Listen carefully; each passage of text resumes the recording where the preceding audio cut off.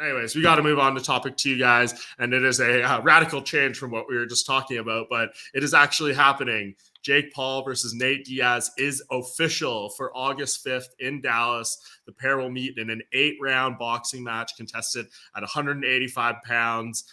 This has been something that's kind of been lingering for a long time, even before Diaz left the UFC. I went back and looked at my first ever interview with Jake Paul before he boxed Ben Askren years ago in the pandemic and all that stuff. And he said, I will be fighting Nate Diaz, Conor McGregor, all these guys in the next few years. You just watch and see what happens. And it's been a bit of a crazy journey, but here we are. It is happening. It has a date and everything. Your guys' reaction to the booking and whether it was the right move to do. Dan, let's start off with you. You laid it out perfectly, Mike. I don't think anyone can really be surprised from it, whether you've been following it or even more casually following this kind of stuff, which I've definitely been guilty of, right? That being said, of all these type of matchups, if you were going to ask which one would even get a curmudgeon like me excited, this one probably would rank highest on the list. Am I going to be out there with my pennant, my Nate Diaz pennant, and my number one, which would probably be a middle finger sign if it was a Stockton, hand sign for, instead of the baseball game? No, that's not going to be me. That being said, I'm happy for Nate. I hope he gets paid. And hopefully, all of, Jake Paul's improprieties, whether they're, with scamming people, the opposite sex or what have you, don't take him down before Nate can get paid. Obviously, no sympathy for Jake Paul here. George, your thoughts? I'm excited for it. I've been wanting to see it for a while. And Nate put himself in a position to go in there and do it, right?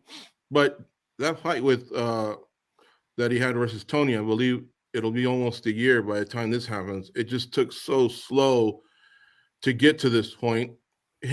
Jake Paul taking that loss to Tommy Fury kind of kills it a little bit for me. Not altogether, because once it's fight night, you down a couple of beers and you put a bet on something, you're in, right?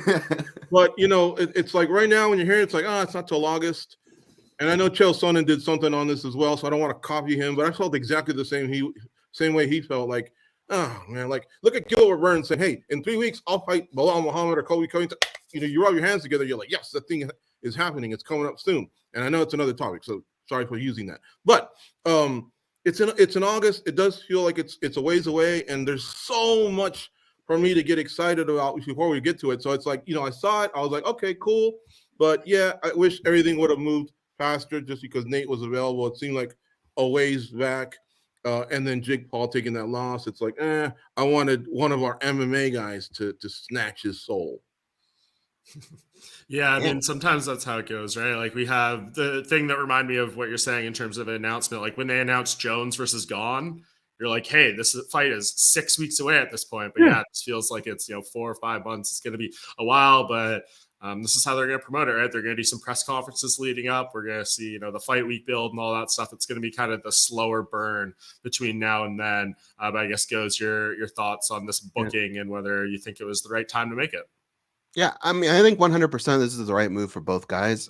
But Jake had a little bit more of a decision to make here, right? His first loss came at the hands of a legit boxer. We know Jake wants to be taken serious in the boxing world. So if he takes that rematch with Tommy Fury, I don't know that there's enough time to really make the improvements to catch up to Tommy Fury, because at the same time, Tommy Fury's improving as well, right? So I think Jake is still learning. And, if you lose to him a second time, you kind of put a little bit of a nail in that coffin as far as I want to be a pro boxer and the momentum that you can gain from that. Because remember, there are other avenues for him. You see what happened with Floyd Mayweather. Floyd will fight just about anyone, right? So you don't really want to mess too much with that boxing side. So I think what he did was brilliant. Go back to the MMA well, right? That's what got you here.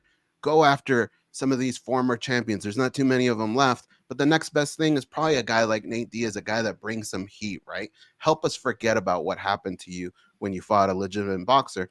And go back to that MMA well, not just once, but possibly even twice. See a guy like Jorge Masvidal who retired, right? That's another guy that kind of falls along the lines of the type of guys Jake Paul wants to fight. So I think for Nate, good payday. This is what he wanted. This is a matchup that a lot of people were talking about. I think we're going to get excited. It does feel like it's a ways away, but all it takes is a couple press conferences here and there, and we're going to get psyched about this one.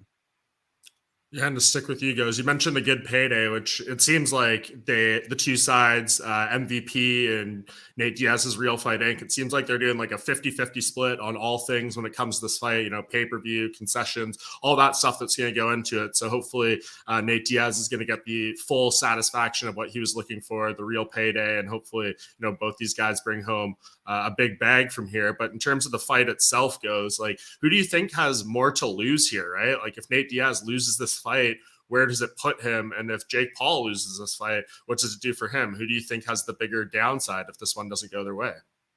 I believe Jake Paul has everything to lose here. Nate doesn't have a title attached to his name the way Silva, Askren, Woodley have, right? What he does have is street credit.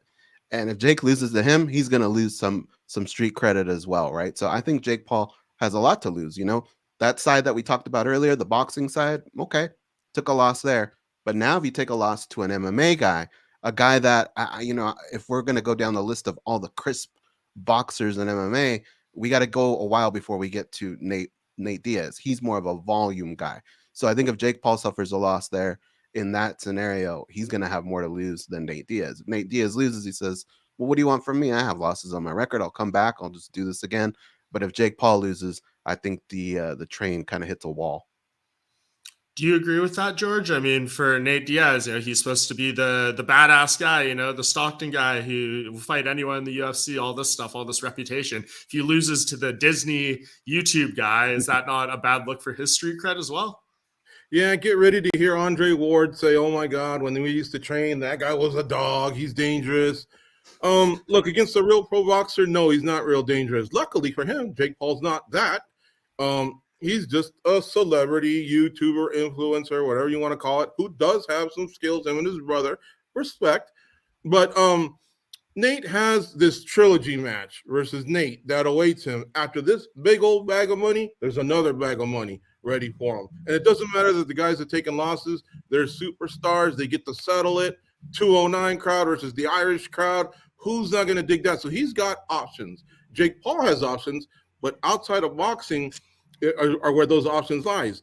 Going back to being an influencer or the businesses that he's created, the promotions that he wants to do. I think the train does start to derail because now he finally faced a boxer, took an L, and he finally faces an MMA fighter that is more from the striking oriented, even though I guess he originally started from jiu-jitsu, to be fair to Askren and Woodley. Their first talents were wrestling, and then they picked up some hands. Well, Woodley did. And Nate, Nate, obviously he trained at it. He was a volume guy and everything. But let's not forget, Nate gets dropped a lot too.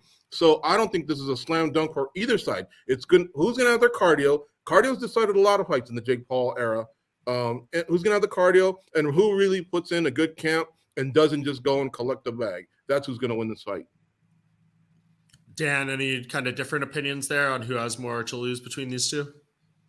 Yeah, I love the Andre Ward shout by George, the brace yourself meme almost, right? Because that talk's going to get dusted off again. Here's the thing, though. Obviously, I agree with the guys, especially with what Go said as far as, aside here, Paul has more to lose than Diaz. But let me tell you why that's an unfair question, no matter who it is, when you're talking about not just Nate, but the Diaz brothers. Say what you will about Khabib's undefeated record. You mentioned Mayweather in this sort of spot, whether it's in their irrespective sports or these kind of mix-ups that we're talking about now, guys. Nate has an edge even over guys like Khabib and Mayweather will never have. And what is that? Well, Khabib and Mayweather and most fighters depend on winning, right? Not the Diaz brothers. In fact, whether we're talking about Nick Diaz laying down Anderson Silva, throwing middle fingers at UFC 58 before walking out to face Sean Shirk, Nate Diaz, whether it's, getting the late round surge, or maybe when he's not getting a late round surge, they could have their bloods covered with face and all they have to do is this in the 5th round. What? You don't want to fight me. What? We've seen it before. Hashtag everybody's on steroids. Listen, it doesn't matter the part of the fight it's at. The Diaz brothers always have an out. They don't need to win. In fact, you could argue they have gained more popularity and losses than wins. Obviously, Conor, Nate won, notwithstanding. But yeah, Nate has nothing to lose here. Nothing to lose at all. I don't know. I get what you guys are saying, but part of me, like, it feels like this is different, right? It's one thing to lose to the most badass, high level, high ranked MMA fighters in the world, who we all know how good they are. It's another thing to lose a boxing match to a guy who's only been doing it in a few years and is mostly known as the Disney YouTube guy to a lot of people, influencer dude. So I don't know. It's going to be really interesting. But to stick with Nate in terms of what happens after this, when they put out the press release announcing this fight, his quote, and I quote here, was saying, "Besides Canelo, he's the biggest thing in boxing," referencing Jake Paul. "I'm here to conquer that. I'm the king of combat sports, and then I'm headed back to the UFC to get my belts," etc., etc.